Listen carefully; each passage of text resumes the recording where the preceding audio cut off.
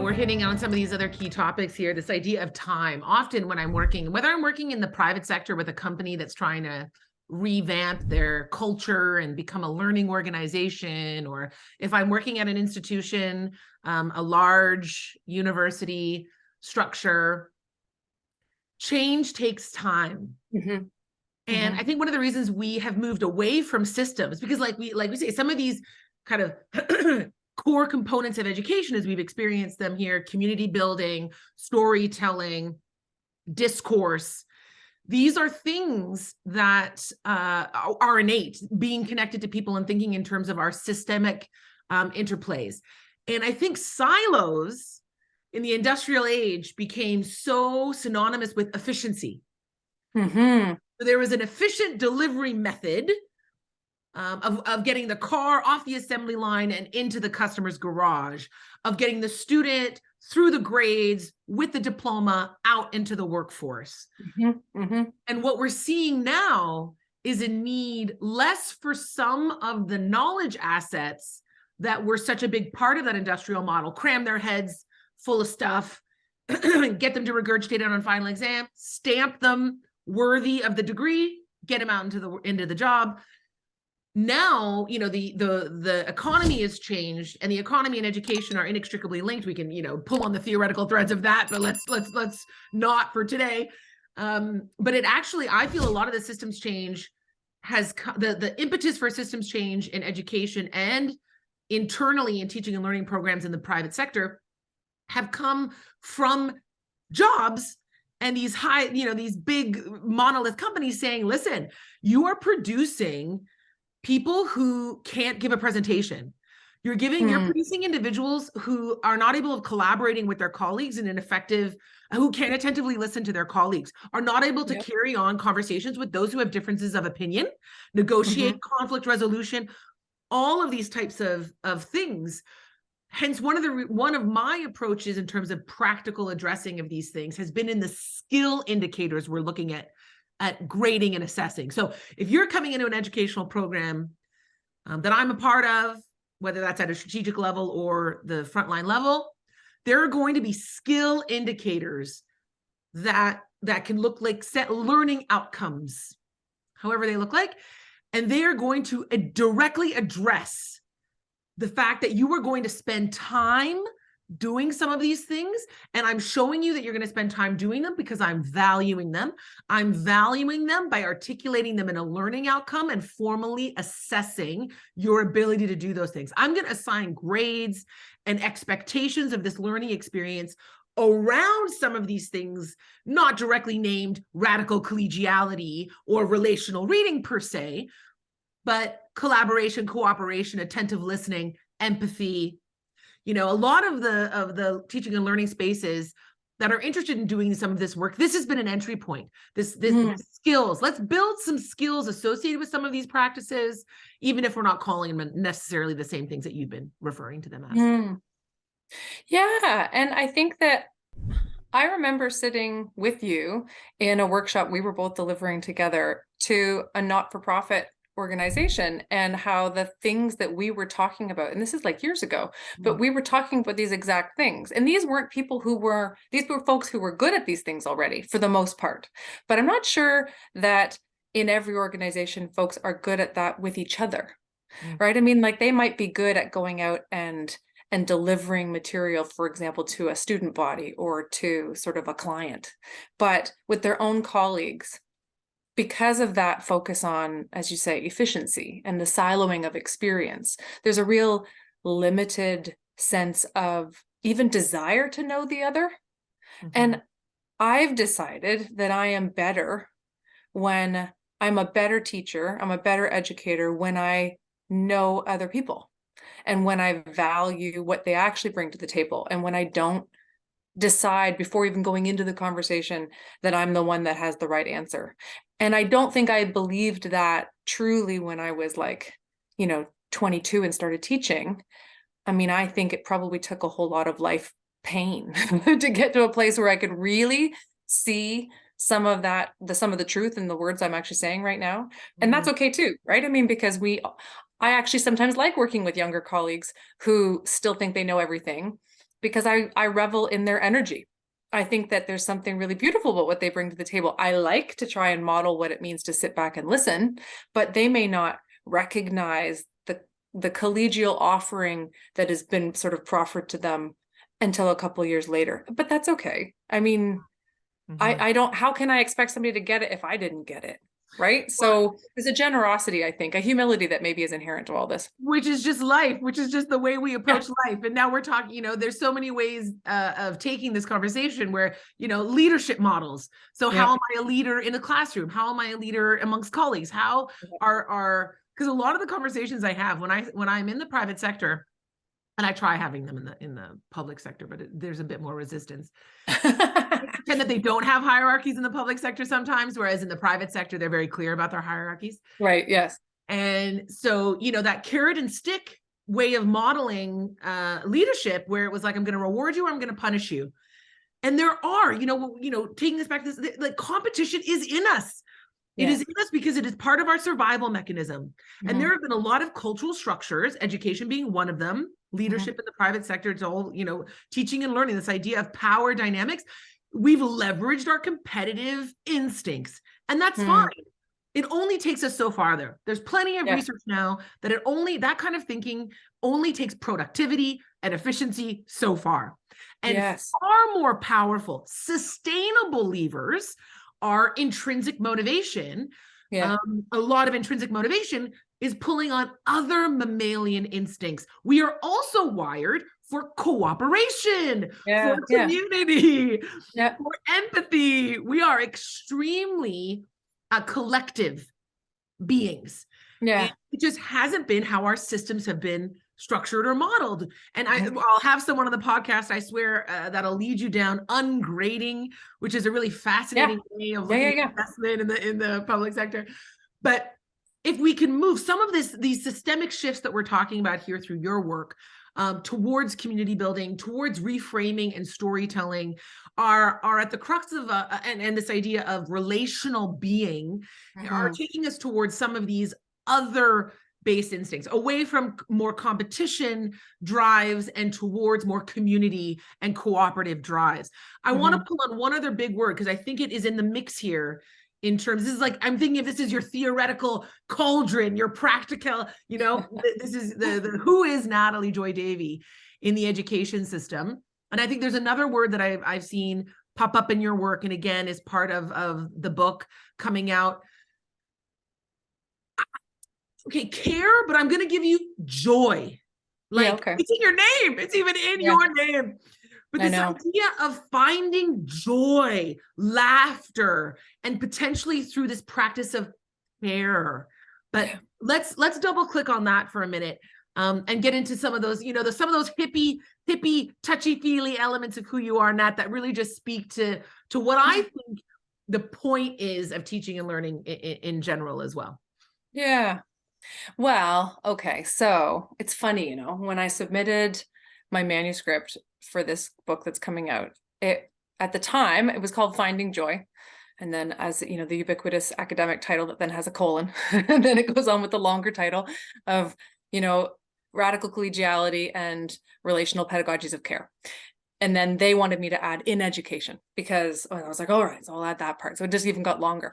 But the joy piece was finding joy was related to my cousin, who was also a teacher and is no longer with us in many ways because of what happened to her in the educational sort of realm and the lack of care that was demonstrated to her around mental health and illness. And so her story prompted that title. But then I had a reviewer actually come back and say, well, if we're talking about joy, then don't you need to actually do a chunk of a chapter at least on joy?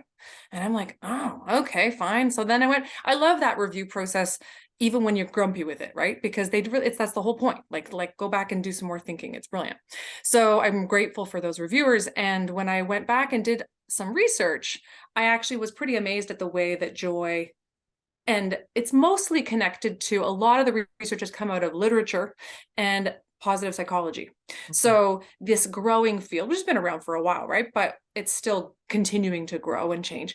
But so Seligman, big name in positive psychology, and joy is a word that comes out of that field, and in this specific context, okay? And so joy and care then are inherently connected because, and I love this, so care, when we think about care as a caring relation, as Nell Noddings would call it, it means that there are, again, two parties. There's the cared for and the carer. And they're not necessarily cemented. So the parent can be the carer for the cared for, who is, for example, the infant. But when the infant responds with love to the care, to the carer's touch, then they are also proffering that same care in return. So there is and the same can be said for medical ethics, where they are now moving us towards thinking about how the patient needs to be a part of her process in terms of health and wellness, because without the patient's feedback, the caring relation is incomplete. So we've got that happening there. So then the same thing can be said in education. Goes back to my idea of there not being a teacher without a student, or vice versa. So now how does that connect to joy? In positive psychology, and then taking that into education, joy is not a one-note emotion. There is no joy without the opposite side. So we can't know joy if we don't know pain. And hip hop taught us that long ago.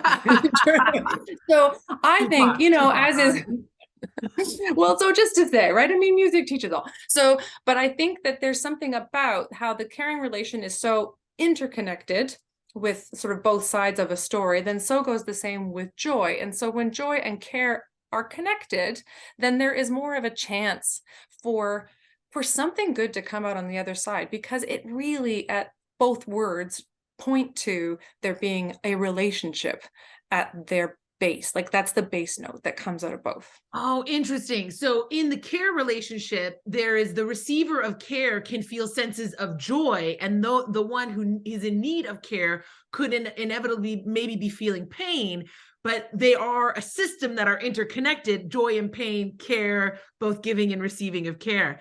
Do you ever find that I feel like the world is so complex and our life is full of gray, and yet our minds, again, I don't begrudge my brain, I don't begrudge society. We like clear, certain black, white terminology and concepts. I am not a person who seeks and revels in uncertainty, everybody, but there is a surrender to the fact that life is more complex, that everything pejoratively lives in the gray, that everything is connected.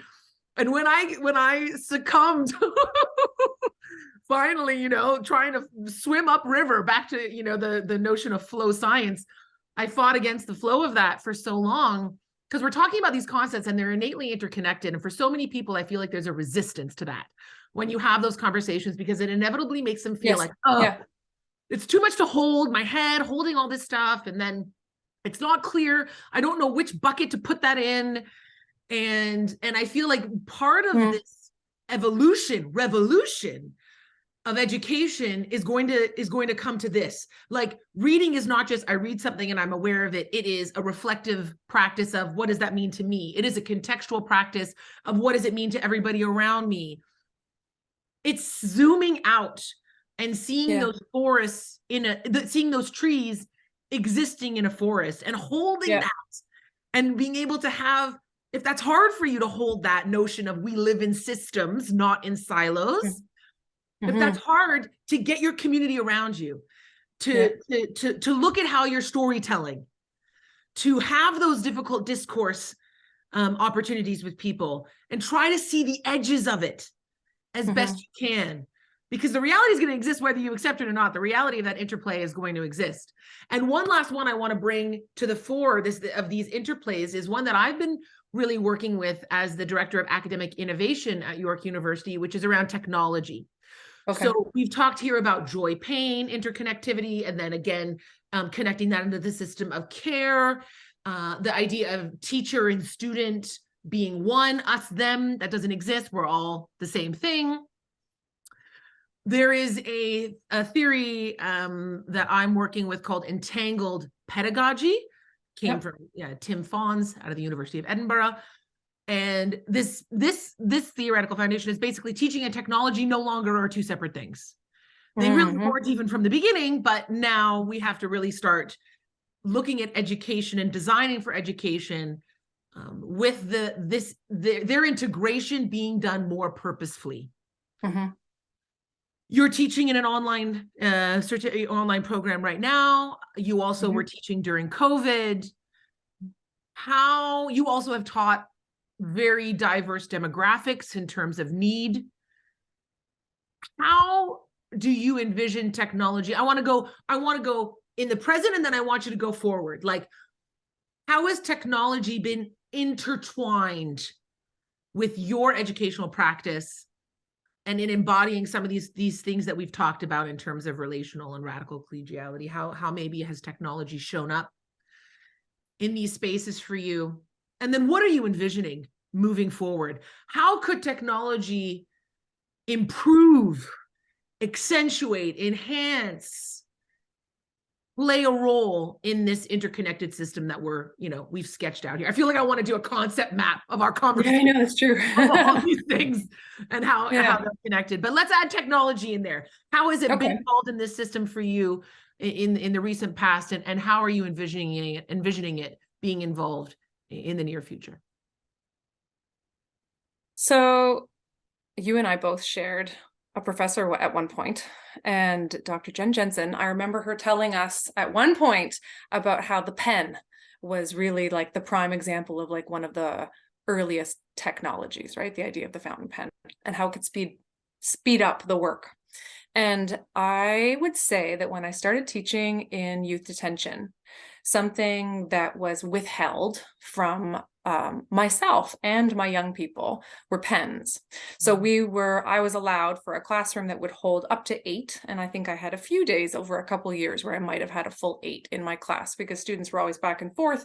Either they were at court or they were with a lawyer or whoever. So anyways, I had 8 pencils. That's what I had.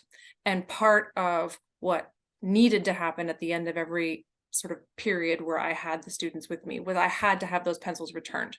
And if I didn't, then all hell would break loose, because those pencils could be technically brought out and upstairs into the units and used as a weapon, quote unquote. I put all that. It was very much about just sort of control.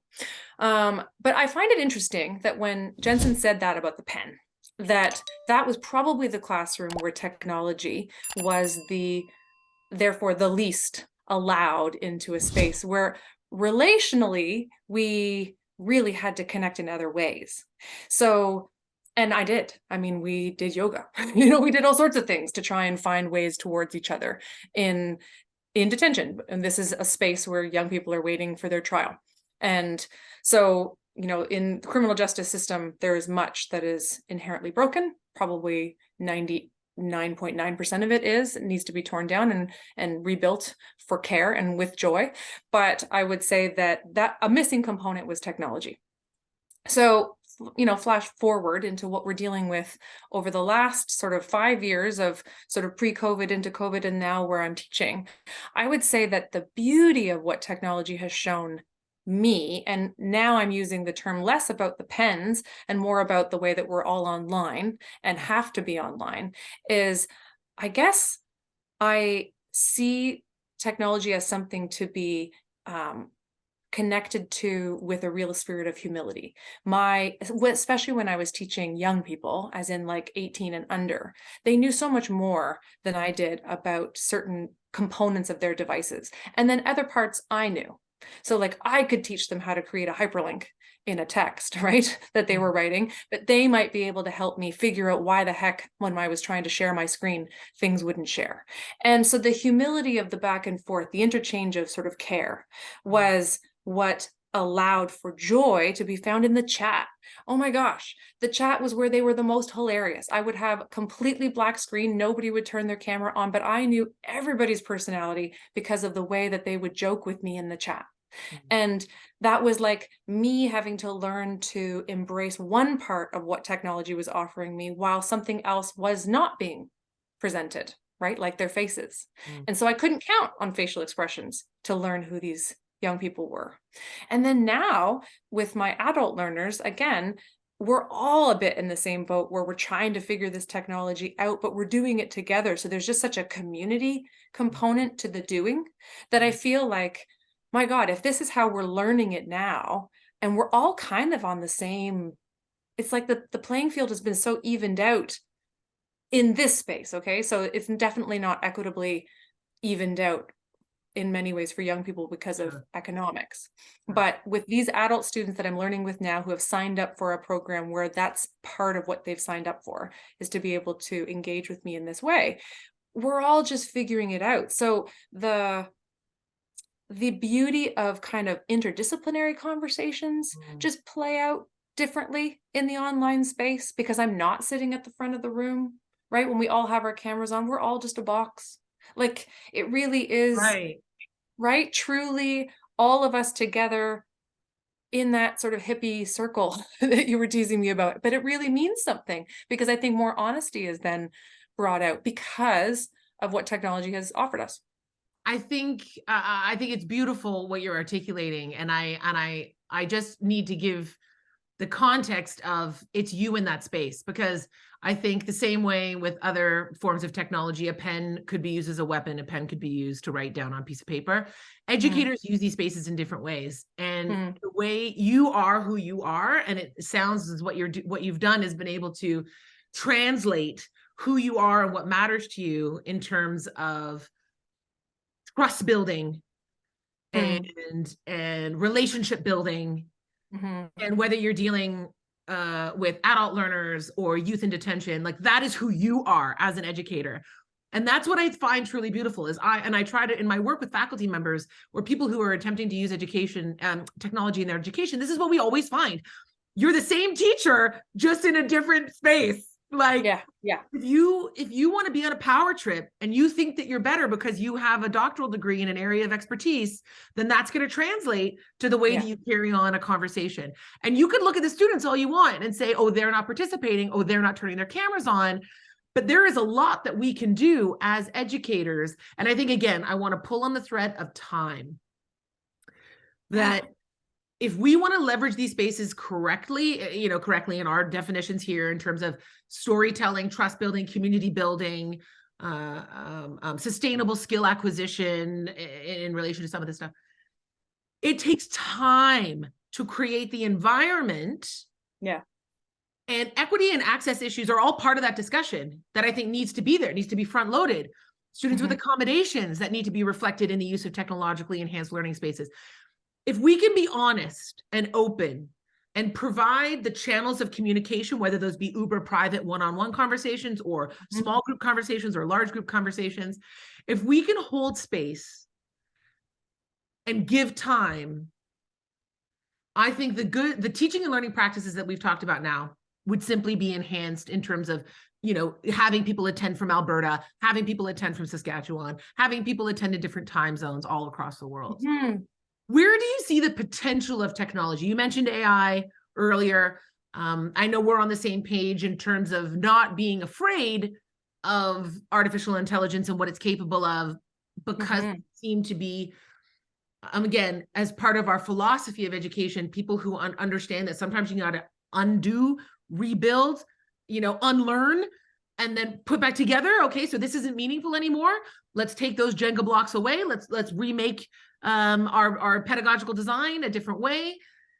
Where do you see the potential of AI in supporting some of these things? These, for lack of a better word, I'm going to call them humanitarian practices in education.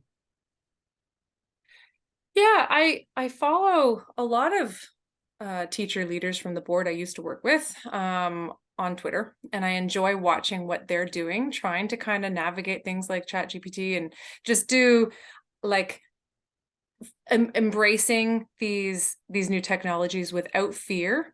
And I think that I don't see why it has to be fearful. I don't think it has to be a fearful process if one approaches in general any sort of new situation with some humility, because it's just like, well, we're just going to figure it out, right?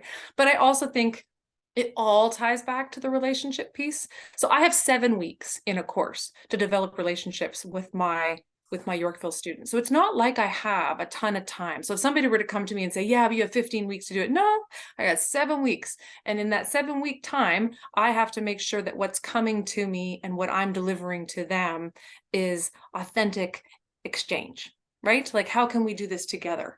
And so I do believe that something like AI technology over time might even facilitate some of that because of the ways that we can make this, like, you and I taping this on Zoom, even smoother, right? Where I can almost feel like I can reach out and touch you. Like, imagine what could come from that sort of like beautiful exchange as things just get smoother and tighter and less siloed and just more interconnected. So I see beauty there. I really do. But I also just think, like, it means that teachers, educators, thinkers, we have to be creative and go to the person as opposed to kind of relying on the old assignments that we thought were giving us, the answers that we needed to give grades. I mean, that's why I'm all about the going gradeless idea, because I just think that there really is a lot of room there then for growth Yeah. and change. If we were to do that and accept that, that is a really major structural shift, obviously, and it's going to take a lot of time, but it's happening. Like, I know it's happening in Ontario right now in certain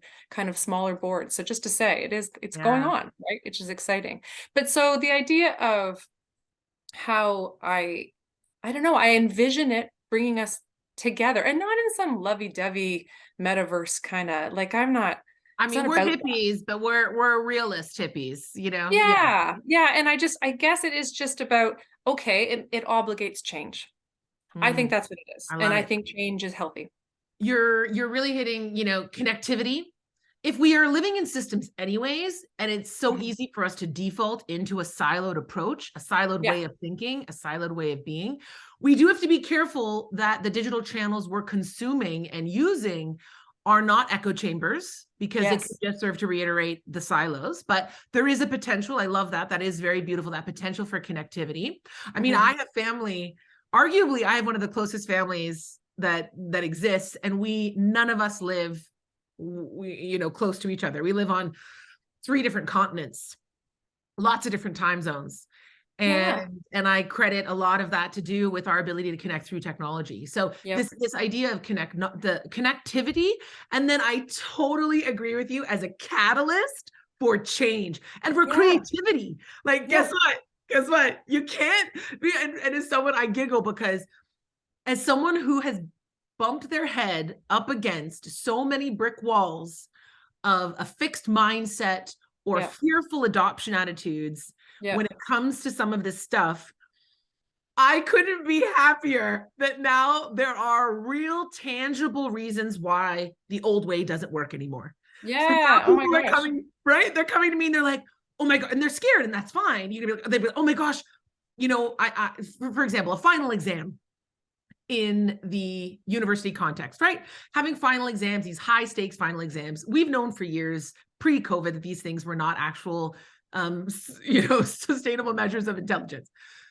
You say this to instructors, come on, let's just think beyond the final exam. Well, now when there is a real tangible opportunity for academic integrity to be sacrificed, like students can cheat now on some of these exam methods, teachers are coming to me like, okay, now I'm ready. Let's do it. Let's look at something else. So I love it. Technology is a potential for for a catalyst for creativity and a potential for connectivity and community building. Mhm. Amazing. I Beautiful. want to, there's so many, like I say, I think there has to be a concept map about this conversation, Natalie. But I would like to end with some rapid fire questions, if that works for Okay. you. Yep. I'll give it a go. I mean, we've been talking about this comprehensive system of teaching and learning, and how we are chipping away at some areas of it, and working to change some things that we are a part of. Let's get real silent and specific now on 10 little rapid fire questions to end our chat. Okay, so finish the following prompt for me. Teaching is? Relationship. Oh, of course it is. Learning is? Listening. Oh, it's so hard. Why is listening so hard? I know. Oh, in all of our lives, And I did want to mention, like we've talked about education, in the formal systems. We've talked about it in workplace settings. And you are also, when I was going through a doctoral degree with you, you were pregnant with your now vivacious 7-year-old, I want to say. 8. 8-year-old? Oh my goodness. Yeah, 8.5. Oh my gosh. And is that, the teaching and learning definitions you just gave, I would assume are how you live in the teaching and learning for him in your home. Teaching is relationship building with him, and learning is listening, both he to you and you to him. Yeah, absolutely. Also modeling, you've told me some wonderful stories of modeling how you and your partner listen to one another. Yep. As a method for him to learn about those relationships himself as well. Yeah, how to just be human, right? Trying and failing and then trying again. Which is succeeding. Yeah. That's the goal. Education systems are complicated. Sing it, sister. Yep. Want to share with our audience one of your favorite books, something you might recommend? It doesn't have to be in this area, just a book, could be a novel, but a book that you've read that you would recommend to listeners.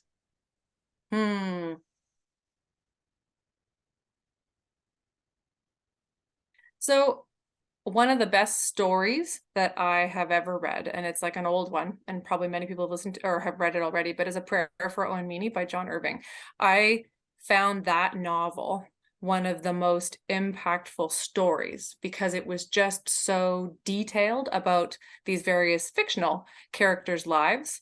And it made me, as a young person, I read it first when I was 15, and then I read it again when I was 20, and I read it again in my 30s. And I think that as a storyteller, he modeled something for me about what it means to care about the details.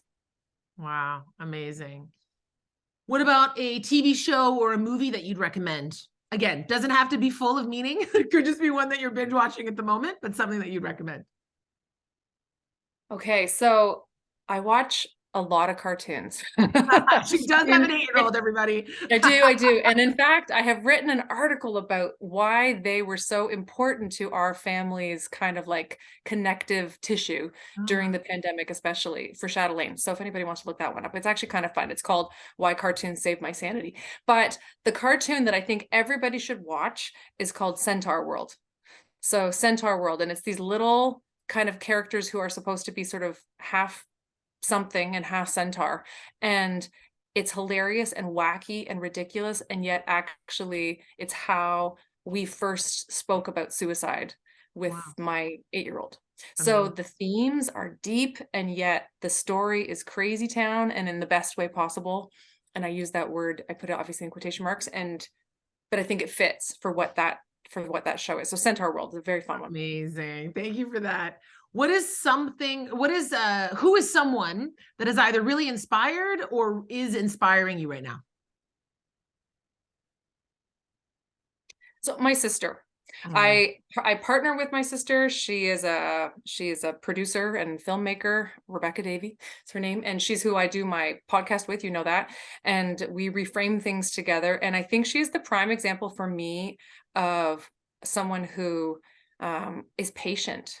She literally was like dropping hints for years about how, Natalie, if you left teaching and came and worked with me, we could do all these things. And even though she would say it sort of like as a casual aside, I really think she saw something in me and my abilities as an educator to translate into other fields, like those education adjacent fields. And I think that we all need a person like that. We need people in our lives who see our value and see what we can bring into other spaces to sometimes believe them, because we can become so siloed in our experiences. So find yourself a Rebecca out there. I mean, Michelle, you are another example of someone who does that very well. So I could have said you, but then I just it's seeing your skills and systems, it's seeing who you are, not being narrowed by the definitions others are placing on you, that we inevitably internalize ourselves and say, oh, that is who we are. But seeing our identity is a lot more fluid, and our skills is so much more transferable. That's beautiful. Yeah. Is that a habit? This is a question I drafted today. A habit that you're working on developing these days? Because it's all about teaching and learning, stuff that we're practicing and trying to embody. So what's a tangible habit that you yourself are working on learning these days?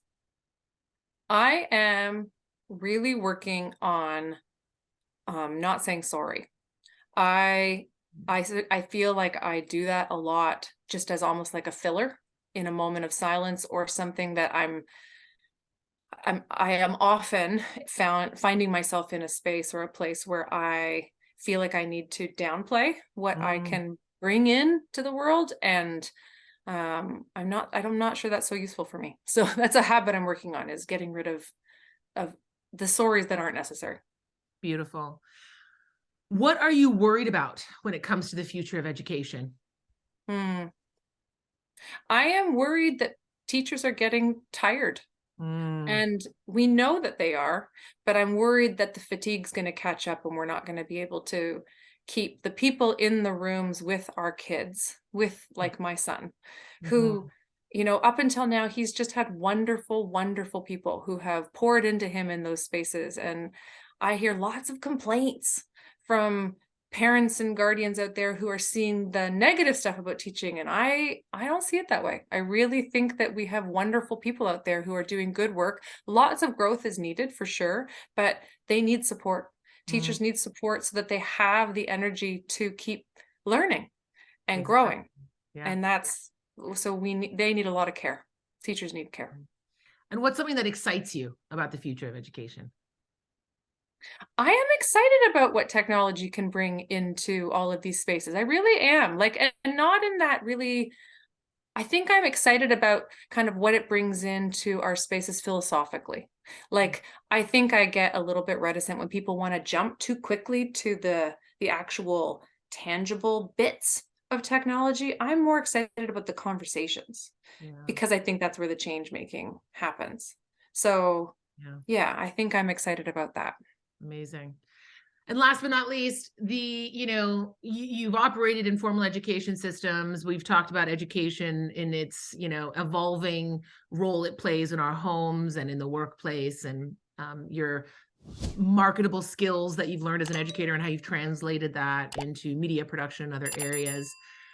What do you want when all is said and done, Natalie? What would you like your legacy as an educator, both as a person? We're teachers and learners all the time in our lives, but at the end of the day, I want to be an educator. Like, what is the legacy you want to have and leave behind in teaching and learning and as an educator?